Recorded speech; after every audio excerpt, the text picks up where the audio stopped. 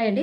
మనమైతే టీ కప్స్‌ని ఇంట్లో ఉపయోగిస్తూ ఉంటాం కదా! మరి ఈ టీ కప్స్‌తో ఒక మంచి బ్యూటిఫుల్ టిప్ చెప్తాను. మరి ఇప్పుడు వచ్చేది సంక్రాంతి. ఈ సంక్రాంతికి మనం ముగ్గులు వేసినా కూడా అందులో రంగులు నింపాలంటే కొంచెం కష్టంగా ఉంటుంది. మరి ఈ టీ కప్స్‌ని ఉపయోగించి మనం ఈజీగా, సింపుల్‌గా 5 నిమిషాల్లో ఎంత పెద్ద ముగ్గైనా సరే ఈ కప్స్ సహాయంతో ఈజీగా రంగులనైతే వేయొచ్చు. ఇలాగో చూపిస్తాను. మనమైతే సేఫ్టీ పిన్ ఉపయోగిస్తాం కదా! ఈ సేఫ్టీ పిన్ సహాయంతో టీ కప్పు కింది భాగానికి అంతా కూడా ఈ విధంగా హోల్స్‌ని అయితే పెట్టేసుకోవాలి. మంచిగా చిల్లులు పెట్టుకుంటే జల్లెడలాగా ఉంటుంది. ఇప్పుడు మనం ఎలా రంగు వేయాలో చూద్దామా? ఇక్కడ ముగ్గు వేసాను. మన దగ్గర ఉన్న ఈ కలర్‌ను మనం టీ కప్‌లోకి ఇలా తీసుకుందాం.